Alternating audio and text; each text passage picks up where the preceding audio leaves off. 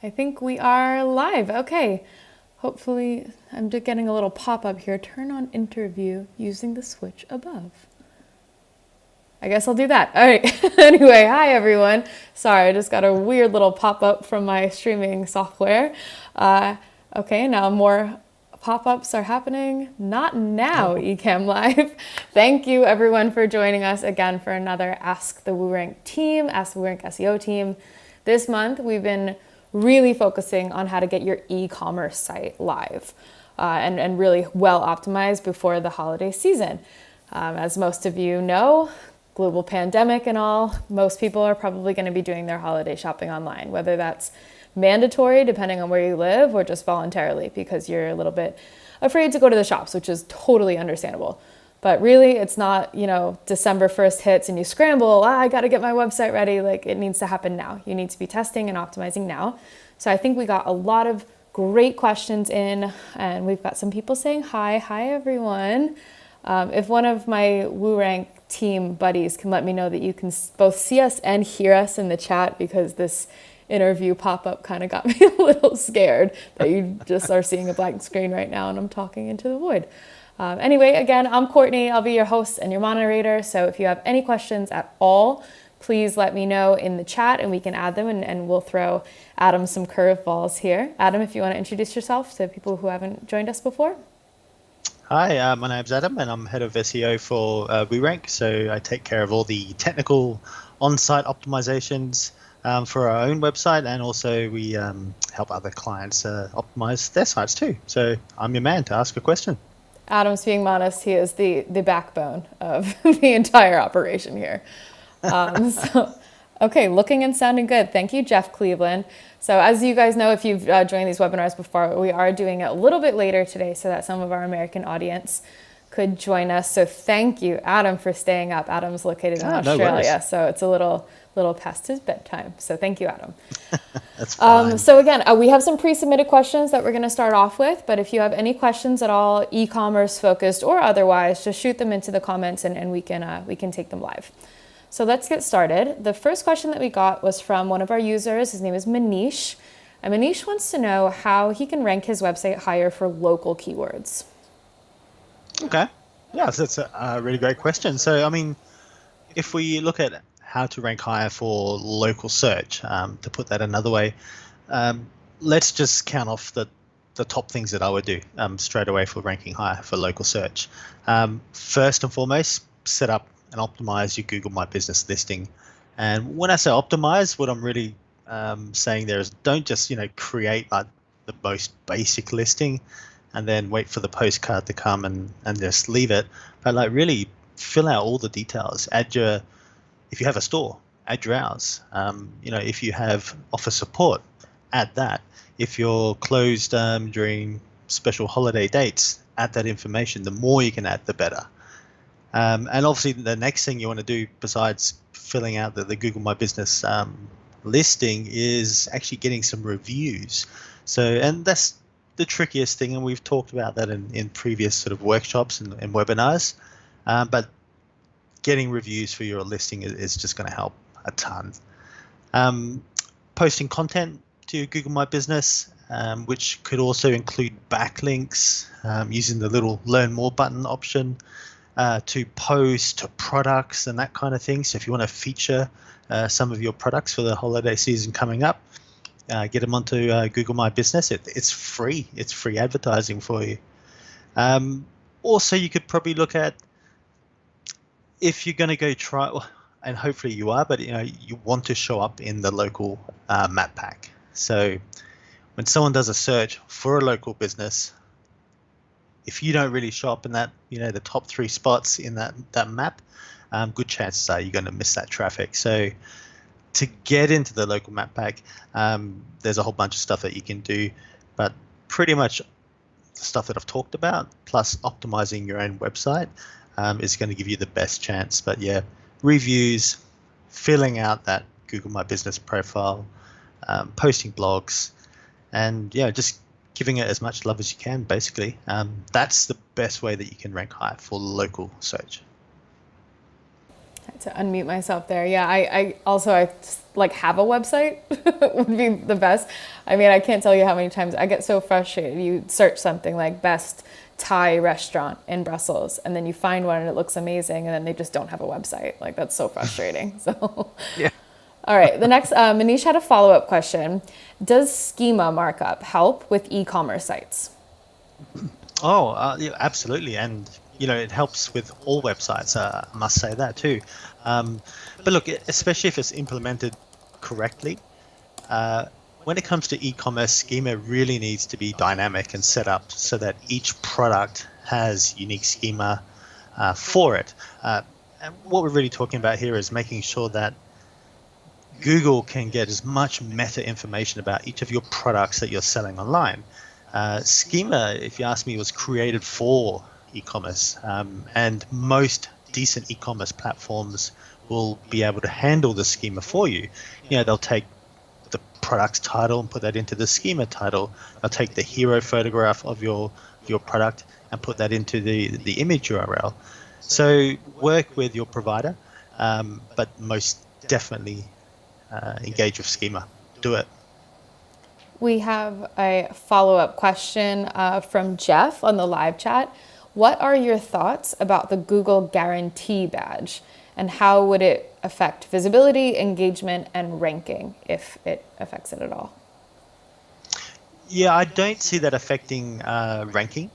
I see that more from the marketing, and I know SEO is marketing, but more from the sort of marketing point of view, where it builds credibility and trustworthiness on your website. And that is a huge factor, but in essence, that comes after the SEO. So the SEO kind of gets people to your site, and then the on-page marketing and usability gets people to buy from your site. So it definitely helps, but it's not a direct signal from the SEO side. I guess that would also be like when we talk about SEO success building on itself, that if people are spending a longer time or they buy from you, then Google takes that as like an indirect signal, I Absolutely. guess. So. Yeah. Yep. Any conversion is the best signal for Google. Yeah. They're a business too. They want to make sure they're sending people to the right place. Okay, so next one comes from Sergio. Sergio wants to know, in terms of SEO, is it better to publish 60,000 products where 50% of them are out of stock, rather than publishing only the 30,000 in stock? P.S. I don't know if products out of stock will be available again or will be discontinued. It's the e-commerce struggle. Okay, that's actually a really great question, and I've been asked that a few times from e-commerce stores that have a lot of products. Not actually that many products, but certainly in the thousands. There's a couple of things to consider first. Let's start with the basics. It's a big question. I want to give you a concise answer. So publishing too many, products and out of stock items will and can hurt your SEO rankings. So that's the short answer. But consider some extra information around that. If you remove pages or stock, products that had high traffic levels, that'll hurt you even more. If you remove pages that have incoming links, that'll hurt you more. So it's really about best practice to make it clear that a sold out item is currently out of stock, but you need to make sure that your website says when it's due to come back in. So you only have to go to a large electrical online retailer, and in Australia I'm thinking Harvey Norman, and you type in TV or something, and you'll see that there's a certain TV you want, but it's out of stock. But it will actually say stock is arriving the week before Christmas or something like that. So Google will look for that. So the other thing you could do is, if you have items that are permanently out of stock, you could set up a redirect to like their replacement item. So if we're talking phones and you no longer sell the version 10, but now you're selling the version 11, so version 10 is out of stock permanently, having it redirect to the recent version is another way of doing it. But look, too long didn't read. best to have 30,000 available products on your website than 60,000 where half are never going to be available again or you don't know. So yeah, good question. Great. Okay, so we have the next one coming from Owner. Again, obligatory. I'm sorry if I butcher your name with the pre-submitted questions. So Owner wants to know, how do we make Google local maps listing with a permanent red marker? How do we make that permanent? I would love it if that were possible.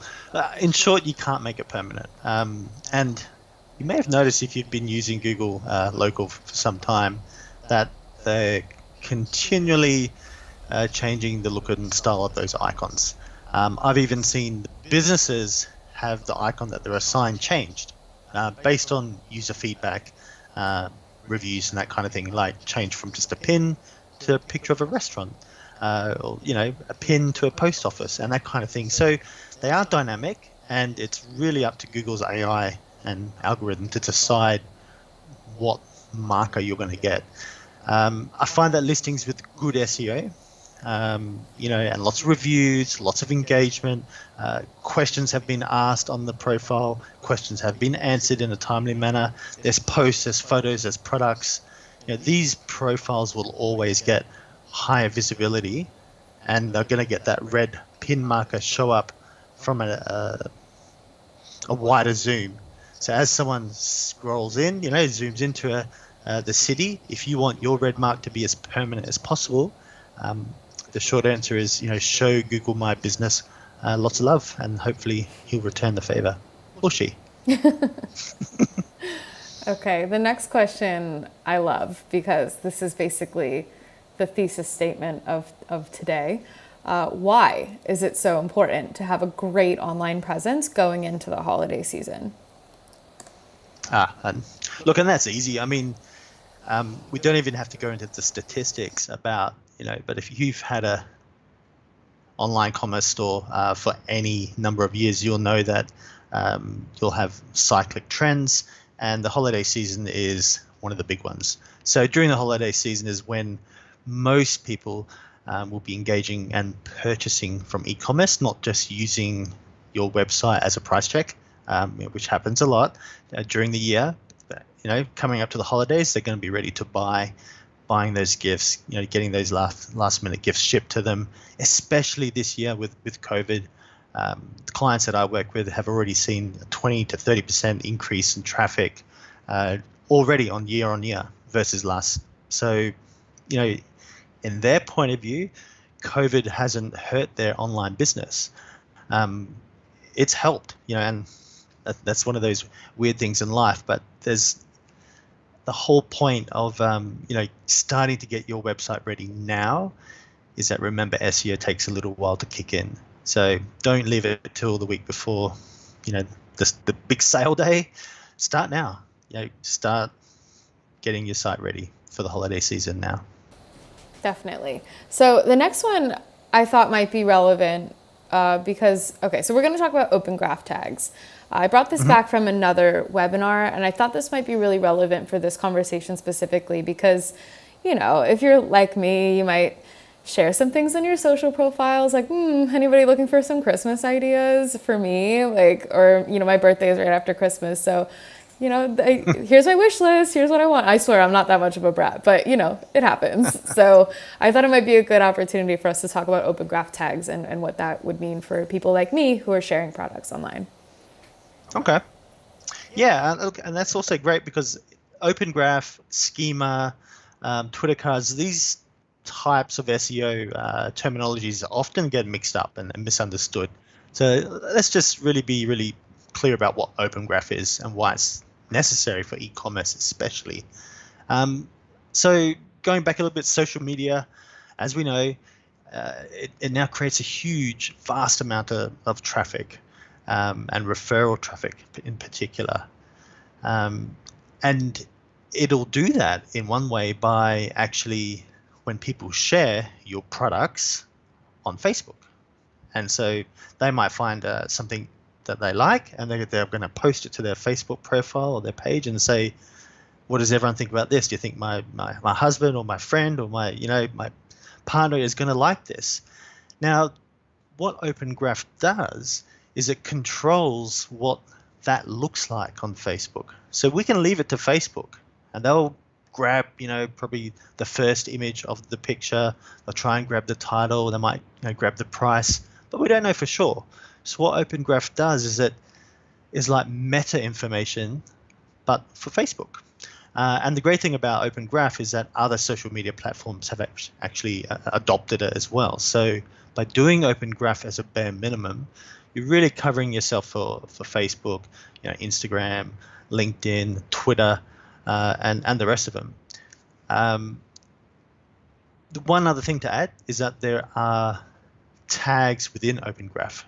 So it kind of goes down like a level of detail. I'll just go over quickly the key ones. But I will actually say that the WooRank report will give you this information. If you run it over your page, it'll actually tell you which aspects of Open Graph you haven't got correct. So you want to go for the title. This is how you define your content's title. It's very similar to like the meta title tag of a website page.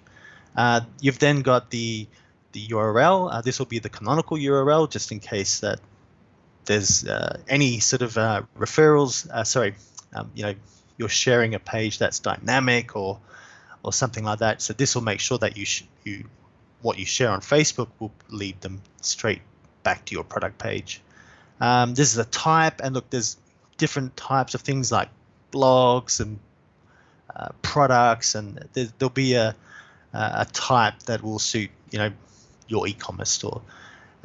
Finish off with a description, which is very similar to a meta description on a website, and an image, and probably that's the most important and often one that's forgotten, because the image will actually create the thumbnail that's shared on Facebook. So that's what people will see, and we all know that images are worth 1,000 words. So that's it in an Open Graph in a nutshell, but it is a big subject. And obligatory WooRank plug here. You can check your Open Graph tags on WooRank.com. 14-day free trial. You can check this and a lot of other metrics for your site on WooRank. So I wanted to talk a little bit about page speed as well, because we spent a whole webinar with our CTO Nils. We did this in September. We talked all about page speed, but I thought that it would be relevant for us to speak about it again, just in terms of e-commerce and what that would mean for your users. So I'm going to skip down 2 questions, Adam, just the top 5 things that we can do to speed up a website. Okay. And if you feel so inspired, you can talk a little bit about the WordPress questions that I have above if you want to. Okay. It's up to you. You can sure. Also just you guys in the chat, let us know if you have questions. Not a very chatty group today, but we're here for you, so take advantage of it. Yeah, ask away. Okay. So the top 5 things to speed up a website. 1, remove any excess plugins. And if we're talking WordPress, I'm talking about not only deactivating them, but removing them, deleting them, so that there's the least amount of sort of bloat in the code as possible. Optimize your image sizes. If you can, if you only have 20 products, do it manually. Put in the time. Manually download those suckers and get them all the right size, and then upload them, make sure that they're all optimal. Perfect balance between the visual quality and the size of the photo. If you have a WordPress website, then you can probably get a plugin like Smush or something like that. Smush, I think it's called, sorry. That'll actually compress it for you, but be careful, because these anything automated, it's not going to be as good as you doing it manually. Fine if you've got 30,000 products, but if you've got 30 products, you can't go past doing it manually. You can also look at using some plugins that will increase your speed and compress assets and scripts and that kind of thing. So something like WordPress would be WP Fastest Cache or WP Rocket. Again, these things need to be approached with a little bit of thoughts, buyer beware, because when it comes to WordPress, as you will know, WordPress users, it can be tricky. Some plugins have conflicts with others, so it really needs to be looked at on a case-by-case. One thing, though, that everyone could probably get away with is using a CDN, and we mentioned this quite a few times in the in the last webinar with Nils. So something like Cloudflare, and I don't have shares in Cloudflare, but I just mentioned them because I've used them a lot for many years. And there's actually several plugins that connect your WordPress website directly to Cloudflare to actually make to go even faster. And probably the final one, maybe a little bit contentious because some people will use this as a trick, but avoid inline styling. And what I mean by that is keep your CSS files slim and trim. So if you're more a website designer side, you'll know exactly what I'm talking about. If you don't, look at getting your CSS files optimized and sort of minified at the very least. So if you take some of those keywords to your web developer, they should be able to help you there. Hopefully. Yeah, hopefully. Oh, wonderful. We have a live question again from Jeff. Jeff, you're the MVP today. So what are your suggestions for monitoring negative SEO factors? Are there any suggested tools that you use? Yeah, and look, that's an interesting area. It's obviously a terrible area, but it is true that there are people and organizations out there doing negative SEO, and they can do this most easily one of two ways. So the first one is you want to keep an eye out for similar domain names to yours that might just have one letter typed incorrectly. So instead of WooRank, it might be WooRank but with an E instead of an A in the rank. And then what you find is when you go to that website, it actually looks like your website. But then as you dig and trawl deeper, you'll find that the website is just full of lots of duplicate content. It may even lead off to illegal websites. There could be a whole range of issues. But basically by replicating your content amongst all of that, they're watering down the value of your content because Google basically sees that there's two, and that if there's two, there could be 20 replicas of your website, which devalues the whole thing. So that's kind of one of the easier things to look for. Just type in your domain name and change the .com to a .com.au or to a, you can actually check it in WooRank as well. In WooRank, we have we have one of our criteria looks for like typos, which would be similar domains to yourself. I have an anecdote about that actually. When I was working at ABC, so I used to be a journalist for ABC, and I would, write stories all the time, but then we found this other website so I worked at a channel called ABC 11, and this website was abc-11.com. It was an exact duplicate, all the same articles, but then they would post additional articles that are like, Barack Obama proven to be from, not America. And people would share this online because it looked nearly identical to our styling, to the type of content that we were writing. So, it's commonplace actually. Yeah, it is more common than people realize, and it's often a shock when you realize that you have been copied. Look, and the second big one is toxic links. So a toxic link is a little bit out of your control. It simply means that I see your website and I decide to pay someone to go off and create 10,000 backlinks using some software that are just absolute rubbish, and they all point at your website, and that's going to just smash the value of your SEO right down. How do you know that's happening? Well, probably the easiest way is to look inside Google Search Console.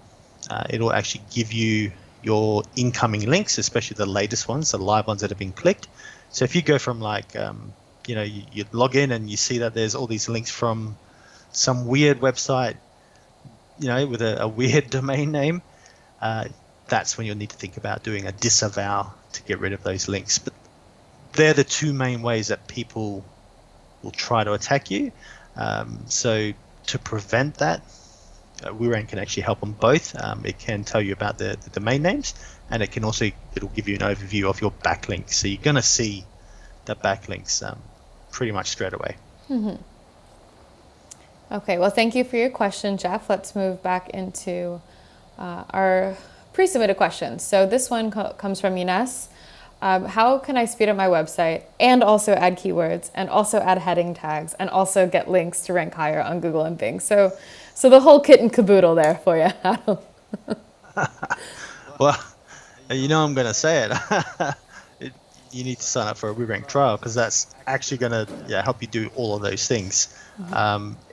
More importantly, and the way I was introduced to WooRank many years ago was from an education side of things. And I used WooRank because it didn't just tell me something was wrong, it told me why it was wrong and how I could fix it. And if I couldn't fix it, it told me, what I needed to do, and then I could give that to a developer to fix for me if necessary, or a designer to redesign aspects. So look, you need something. If it's the whole kit and caboodle, you need something like WooRank that's just going to analyze the whole site for you, give you a long list of things to fix, and then let you get on with the business of fixing.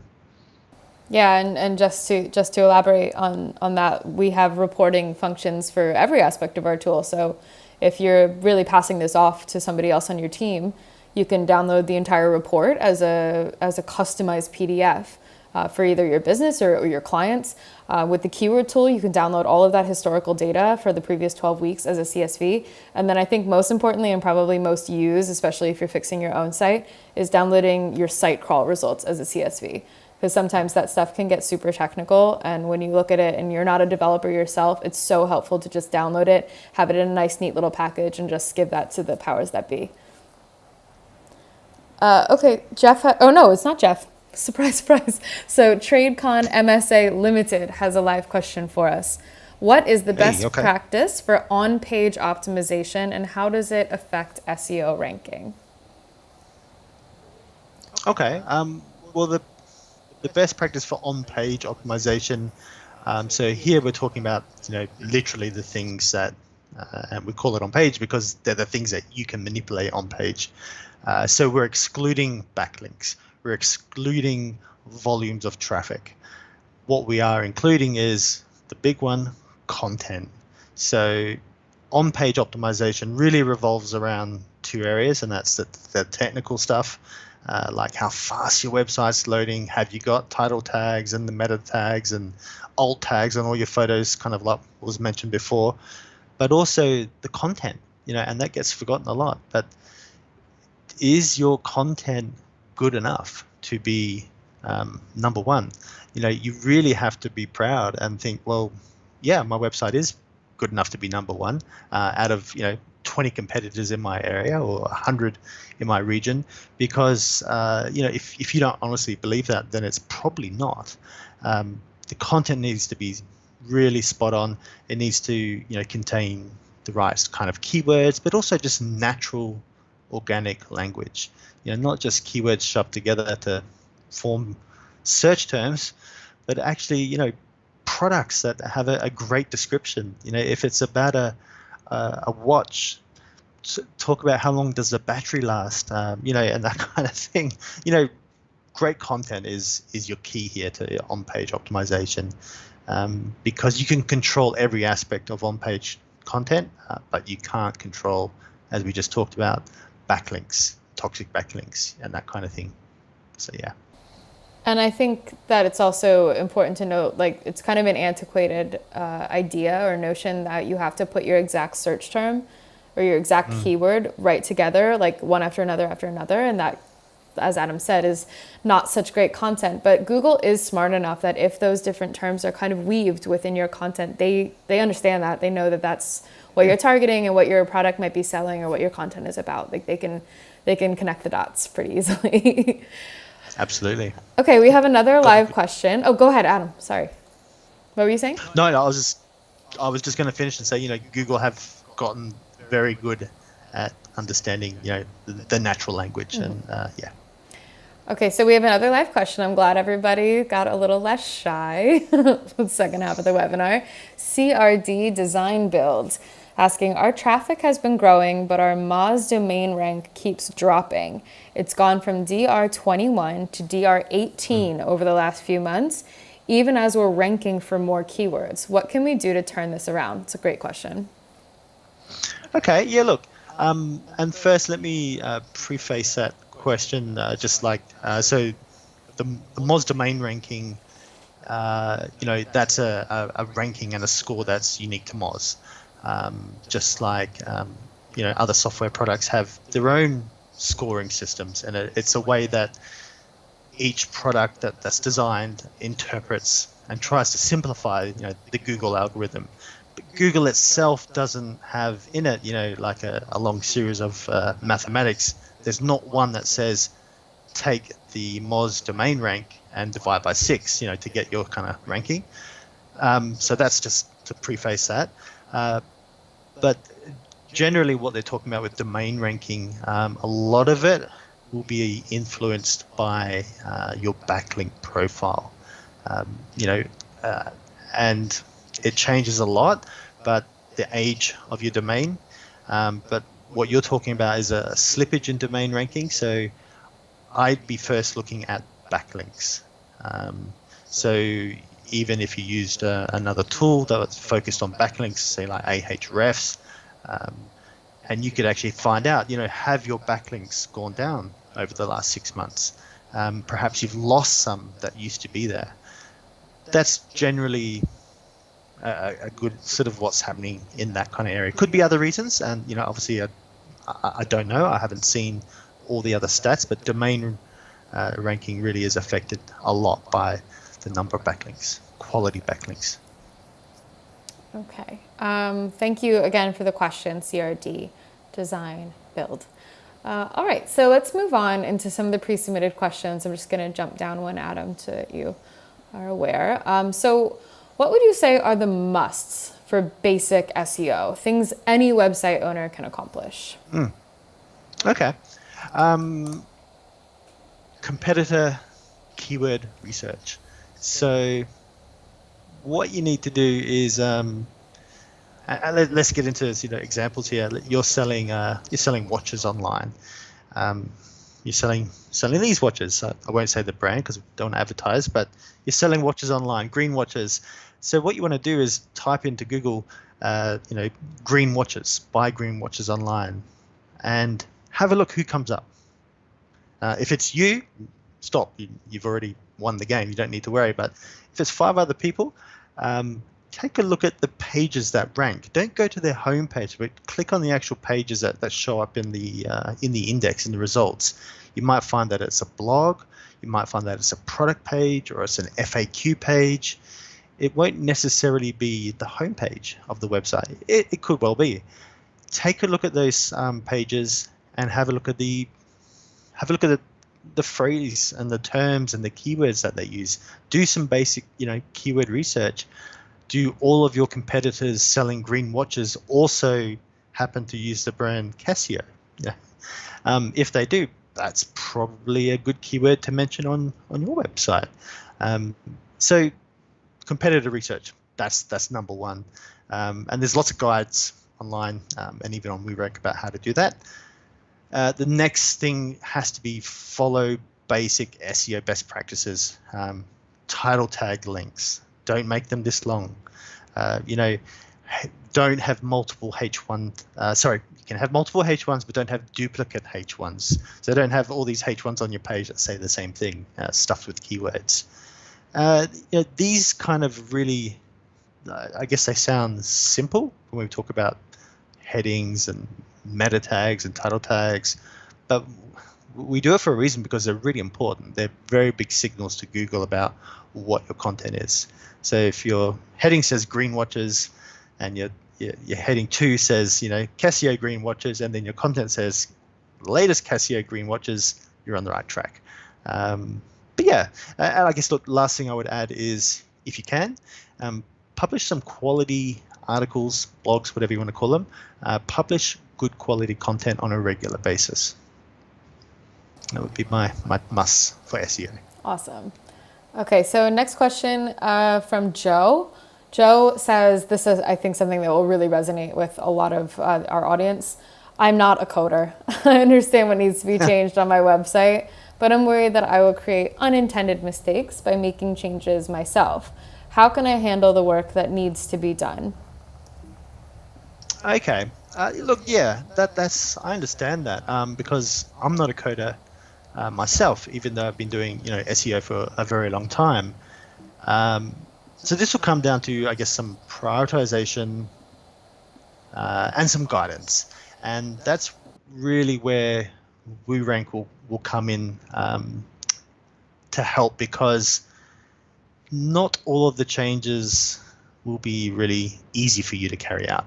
A lot of them will be, especially the on-page stuff, which is kind of what we were asked before. But the more technical things, like let's say you run a report and WooRank says, your assets need to be minified, and you're like, oh, okay. So I could install a plugin, and that's going to change the code, and that's going to minify the assets, and I'll get a tick from WooRank, but I'm a little bit scared. Yeah, I mean, fair enough. What I would advise when it comes to the plugins is, buyer beware. Do lots of research on the plugins. Make sure you select one that's, if for WordPress, for example, that's got a lot of good reviews. You see one or two really bad reviews, like "it killed my website," avoid it. And it goes without saying, before you install a plugin, back up your website.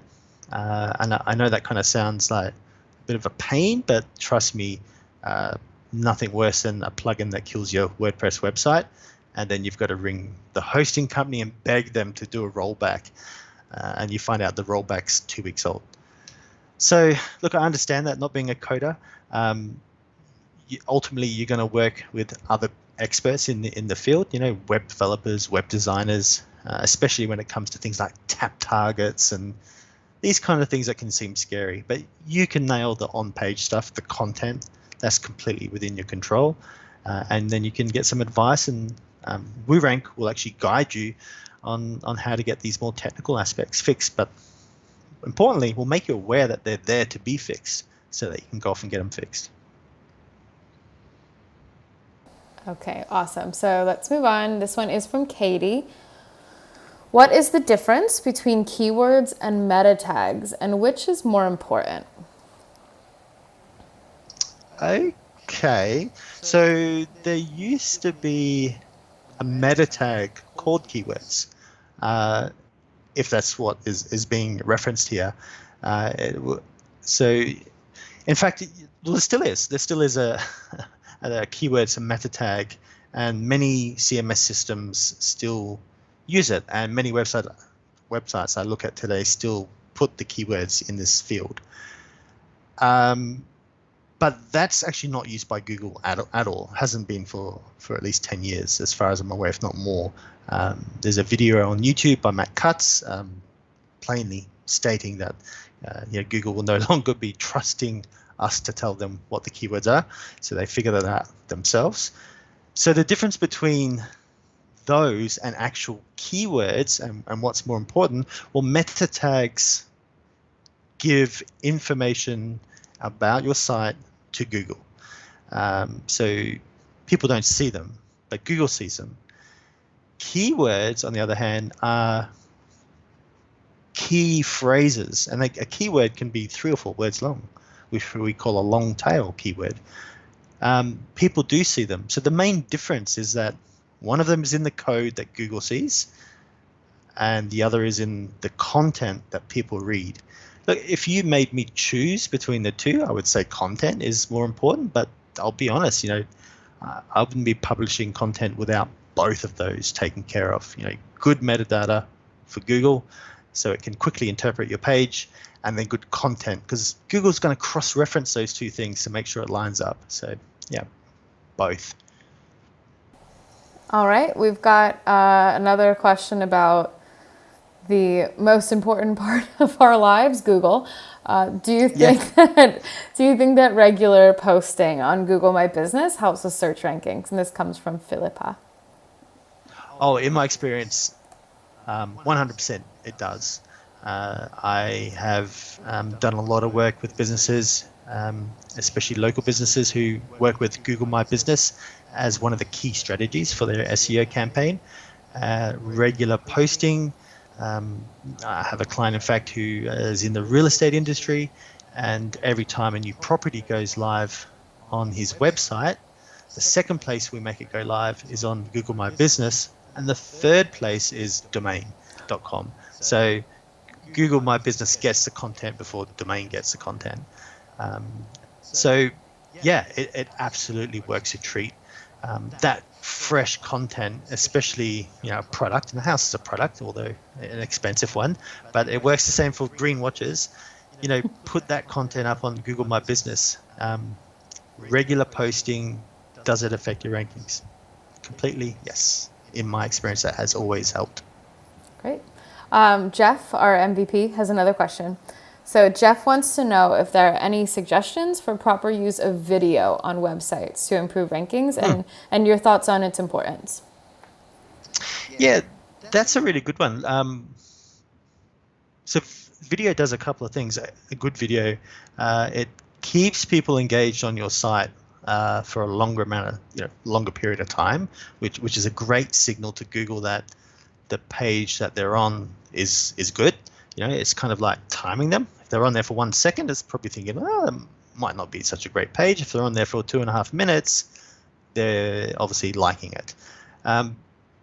Also, the other thing about video is it's rich content. So with a video, you can get across so much more these days than a page of writing and pictures. It's especially important, though, a couple of tips with video, that you keep them short. If you looked at YouTube lately, most of the videos are pretty short. Usually shorter the better. People have a small attention span, but especially when they're shopping.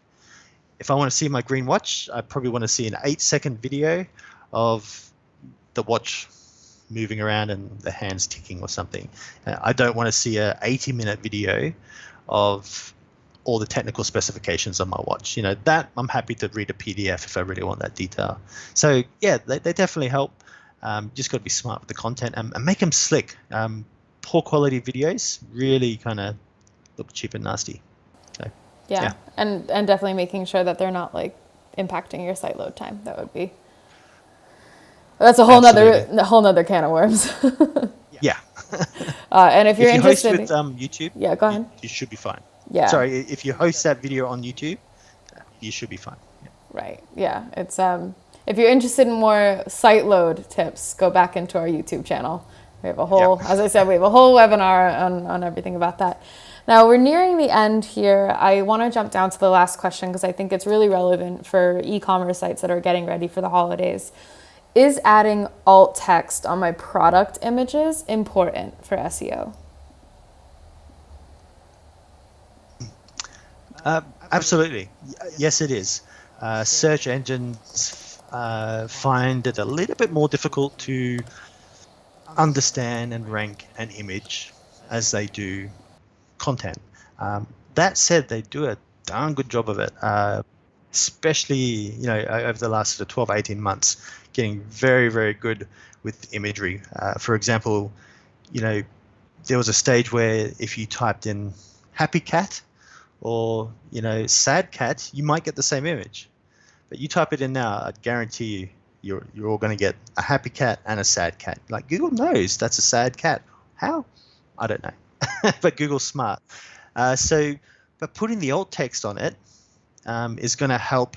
Now, I mean, primarily it's for people with visual impairment, so that way when their screen reader is reading your products, which in this case you're selling cats, I guess, and it says you have a lovely happy cat for sale and you have a lovely sad cat for sale, and helps this user decide which cat they're going to buy. But it also, that alt text will get cross-matched with Google's algorithm, and will go, is this really a happy cat? Oh, yes, it is. Alt text, great, lines up.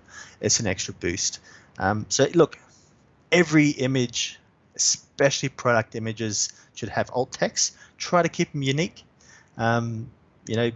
Maybe you could say if you had 4 photos of the same product, you could even, don't just give them like a number 1, 2, 3, 4, but sort of say picture of the watch from above, picture of the watch from the side, picture of the watch on a man's arm, on a woman's arm, that kind of thing. So really make them descriptive, and that's the best value you're going to get out of them. Absolutely.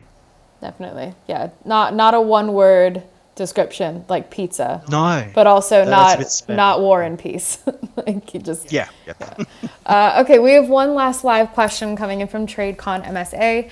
How does website mobile responsive affect your SEO ranking, and how can one improve on the ones which are not responsive? Oh, it's one of the number one, factors now. Uh, if you're not aware, Google recently had an update called, Mobile First. They called it the Mobile First update. I mean, it was pretty obvious what the update was about.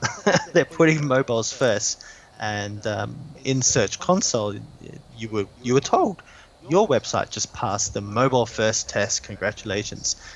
So yeah, Google are really serious about mobiles because, well, I can't go down the street without seeing someone looking at their mobile phone while they're driving or walking along or eating their sandwich or talking to their friends. Everyone's on their mobiles, so Google knows that. Uh, if your site is not mobile friendly, not mobile ready, look, it really should be. And it's kind of like if you are asking that question now, you are a little bit behind and you need to catch up fast. So I'd be advising really, aggressive action, and that would be talk to a web designer today about getting a responsive mobile friendly website. There's no two doubts about it. If you've got an old clunker, it's time to trade it in. Absolutely. Yeah. And again, you can check that on WooRank. You can check just like Yeah. first metrics. You can see if your site is considered mobile friendly or if you're, an old clunker, as Adam said. Old clunker. Yeah. All right. Well, I think that'll just about do it for us today. Adam, thank you again so much for sharing your knowledge with us and being so on your toes with the live questions. So really, happy to. Always happy to share. really super helpful. For those of you who have tuned in for the previous couple of months, next month we're going to do something a little bit different. We're going to be talking about agencies and how you can use WooRank to sell your own SEO services. So I think that's going to be really cool, really helpful. We're going to give Adam a little break. so we're going to be with my guest, Thomas Riley from MarketScale. And that's going to be really exciting at the end of November. So we'll send out some emails about that. And again, so if you have questions, if there's something that we didn't answer for you, please feel free to email us. You can email myself or you can email Adam. Super easy. I think now you do Adam G at WooRank now, right? Yeah, Adam G. Yep. Yeah, Adam G at Yep. WooRank, Courtney at WooRank. You can always email support at WooRank too if you forget. And we will have a recap of this webinar on our blog, and we'll send that out to anybody who is unable to make the live session. So thank you, Adam. Go ahead. Oh, West End Gallery. Our friend from West End Gallery just said thanks, Adam and Courtney. That's the one that we... Yeah. Hello. Hello Yes. and goodbye, Adam. You can go to sleep now. Enjoy the rest of your night. Thank you, everyone, for joining us, and we'll see you next month. Good night. Bye-bye.